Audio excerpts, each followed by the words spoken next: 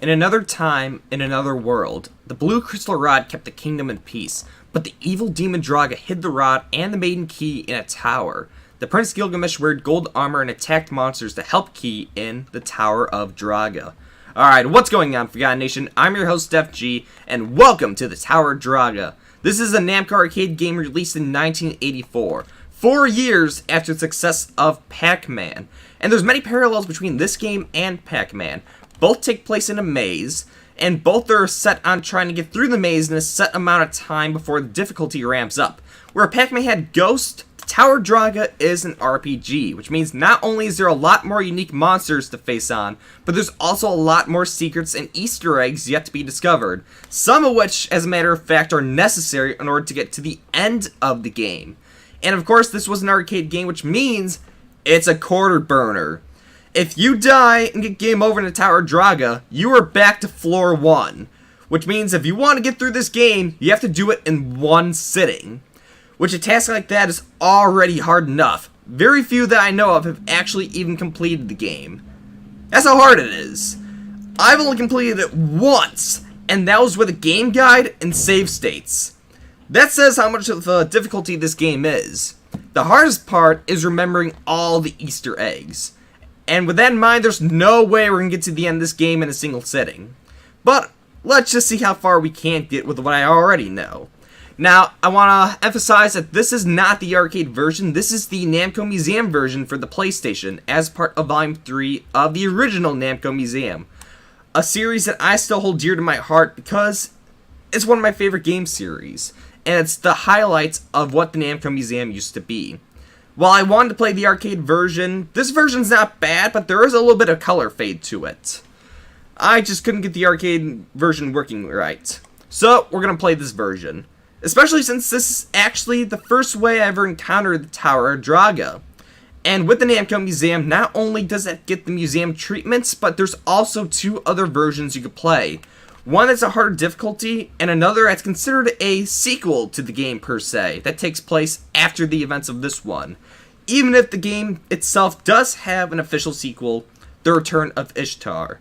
A game I wish to cover in the future, but I'm gonna need a play or 2 for that.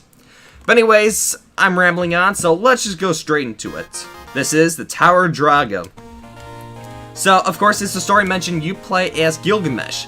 However, there's a little more to the story. So, of course, you have Princess Key that was taken, or the Maiden Key per se, by the demon Druaga, who may appear to be a dragon, but actually is a unique demon to what you expect from the title screen.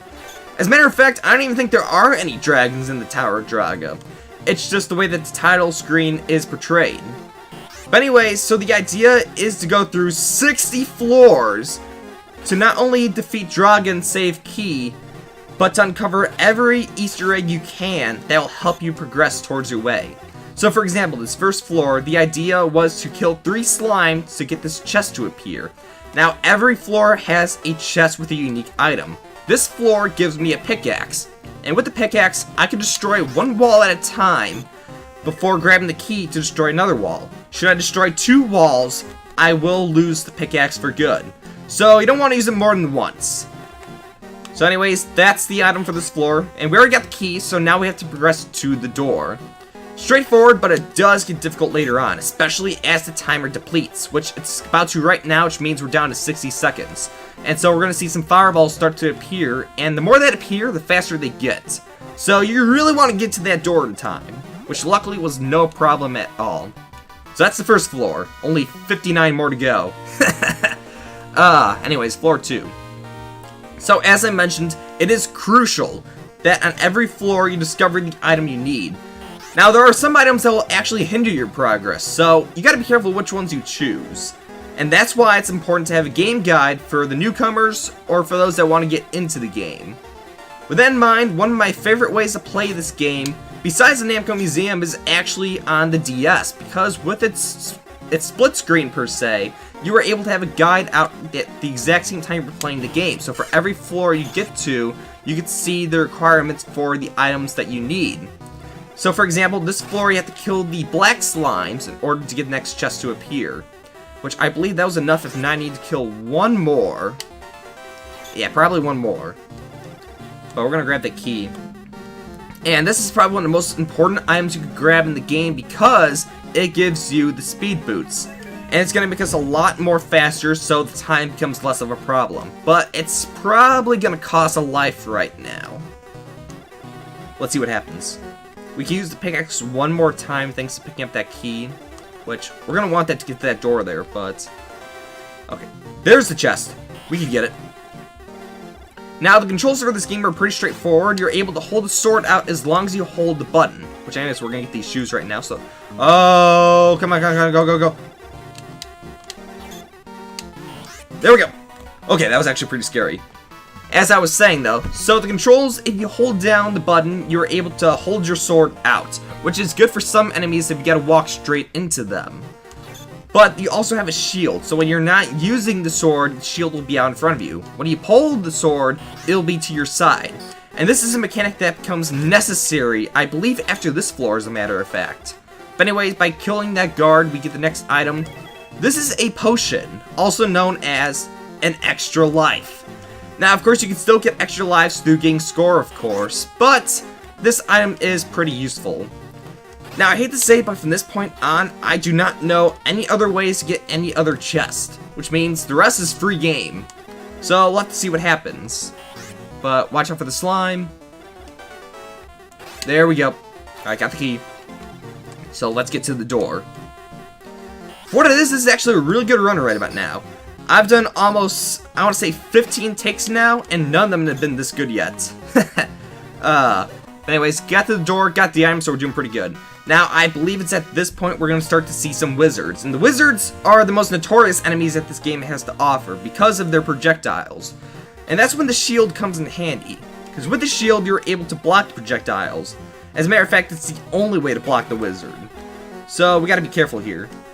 And I believe by blocking his projectile or killing him is how we're going to get this next chest.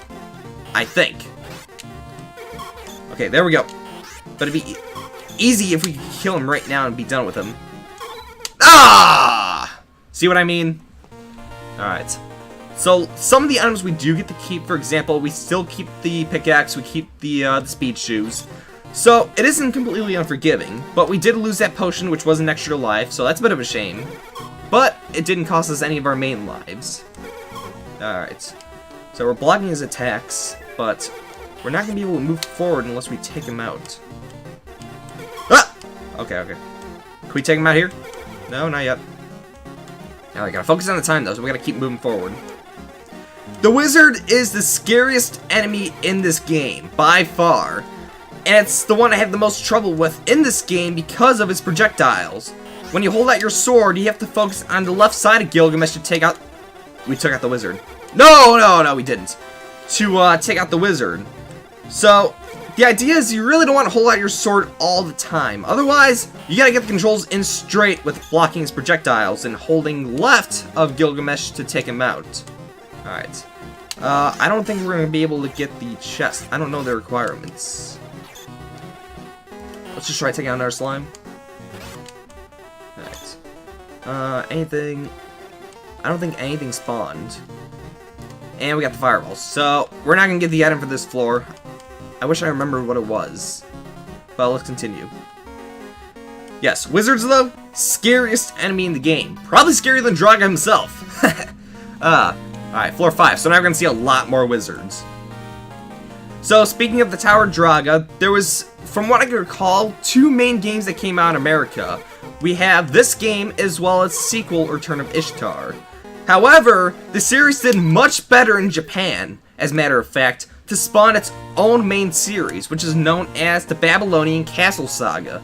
Not only did it get more games past this, many of which are not even in the arcades, they were on mainstream consoles like the PlayStation 2, but it even got its own fledged anime at one point. Fully licensed by Namco, all Druaga. It had Gil, it had Princess Key, it even had the character Ishtar, and Ishtar is essential to the story, even if it's not explained in this arcade game. Ishtar is the one that sends Gil to the tower to save Key. For what reason, I can't say I know entirely, but it had to have been important. Anyways, alright, got the key. I believe this... Oh, no! Difficult.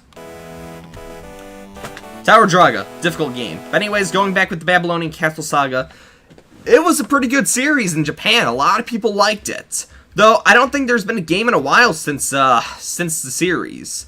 I know the anime, they don't make any episodes no more, and it did have a pretty good run from what I've heard. But as far as a new Tower Druaga game, I can't say we've heard much from the series in a long time. So whether Namco ever decides to revisit the series in the future, I think it'd be a free game. I'd love to see a remake of this arcade version. Because actually in America, there is, I believe, either the Game Boy Color or the TurboGrafx 16. There was a port of this arcade version that not only has some changes to the looks, as well as some minor gameplay differences, but even used Ishtar in each before level screen, which is really cool. They even gave, I believe, a hint towards how to get each chest. So, if there was any way to play Tower Druaga, of course there's this version, but I believe the TurboGrafx 16 may be the best way to play the game, if I'm recalling that correctly. I could be wrong. But anyways, it's a difficult game, so I don't think we're going to get much further, so we're going to call it off here.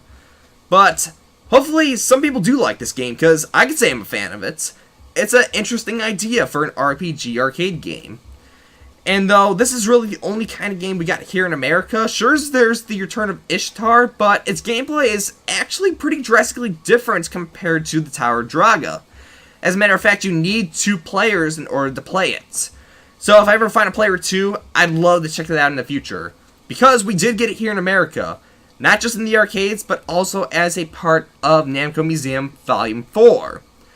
So, who knows? Some say it's a good game, but it is still difficult, as is the Babylonian Castle Saga.